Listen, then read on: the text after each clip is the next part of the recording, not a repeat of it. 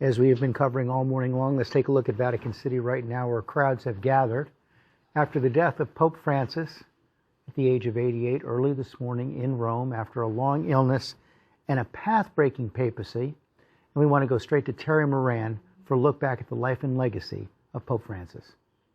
Habemus Papam.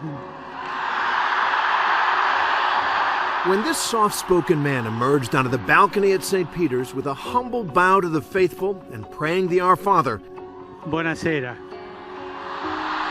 few expected a pope who would so radically transform the face of the papacy and the spirit of Catholics around the world.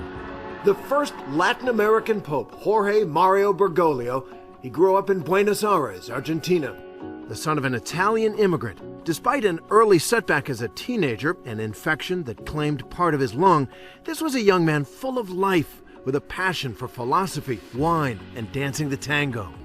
But ultimately, Bergoglio couldn't resist the call from above, becoming a priest at 32, rising through the church hierarchy while shunning its trappings. As a cardinal, he sold off the church mansion, cooked his own meals, and rode the subway while helping the poor.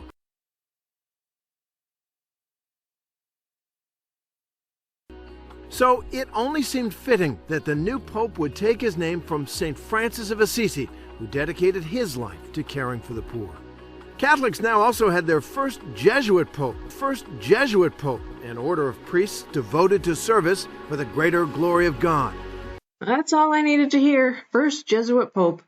And it came so fast after this video I did of Vance meeting up with the pope, right? I can't believe it, honestly. But of course, 88. He died at 88. Trump, 88. All the 88s, right? Signs. Look, Jesuit says that they are in the club, just like every one of them is in the club. Like the King Charles is in the club. Like he's showing his hidden hands sign right here. You know, I'm sure there's more to it, but I'm not going to have time to look into what this day might have meant and why they pronounced it now. But yeah. Cardinal Pietro Parolin met up with all of the club members. Right. And of course, Trump has met up with Timothy Dolan, right? Oh, it was so much fun at a dinner where even Hillary Clinton was a part of, right? Dolan was also there now the second time around, praying there with Franklin Graham. So yeah, they all know each other. They're all in clubs together. They all have gone to visit the Pope wearing black. Trump and his family visited Pope Francis. Even Jared went, and he's in Judaism. He's not a Catholic at all. Trump converted to Judaism as well. So, I don't know. Whatever the reason is, we know who Pope Francis is, who Timothy Dolan is, right? They're all club members. You can clearly see it. If you go research their honors, awards, and everything else, they're all a part of the IHS.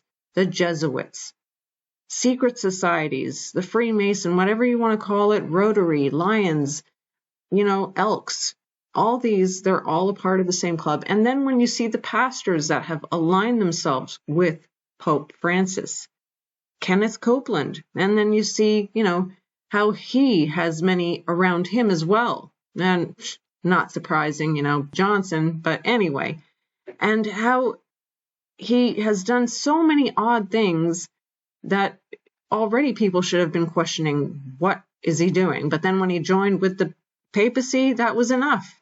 Even with the whole, I don't even want to say the word anymore, but the shots. You killer, you get out, we break your power, you get off this nation. I demand judgment on you. I demand a vaccination to come immediately. Yes. Right. Or then Lou Engle, who kissed the feet of a priest to show unity with the Catholic Church.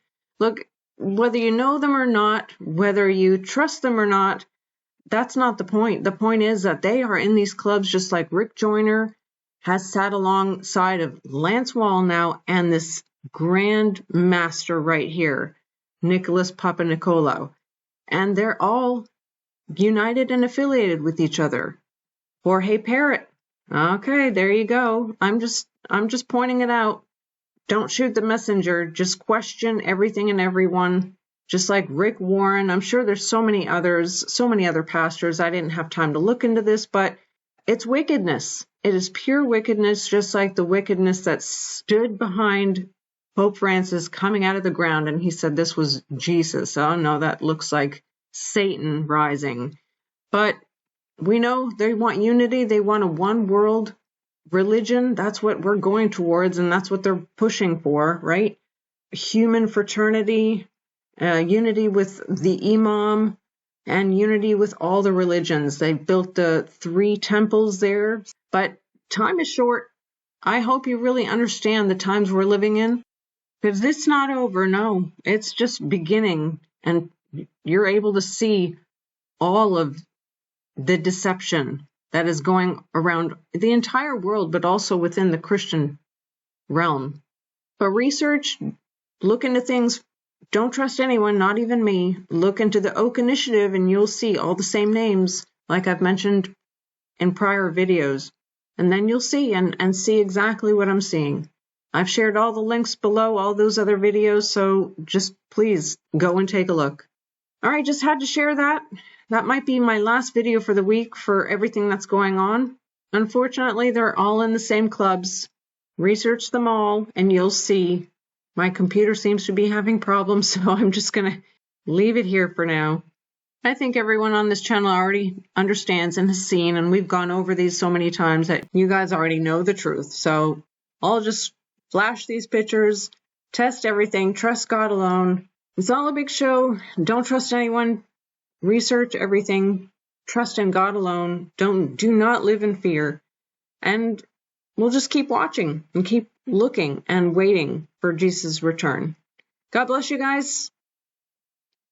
Take care and let's have a great week. And this might be my last video for the week, so I do apologize, but it's going to be a tough week. God bless. Till next time.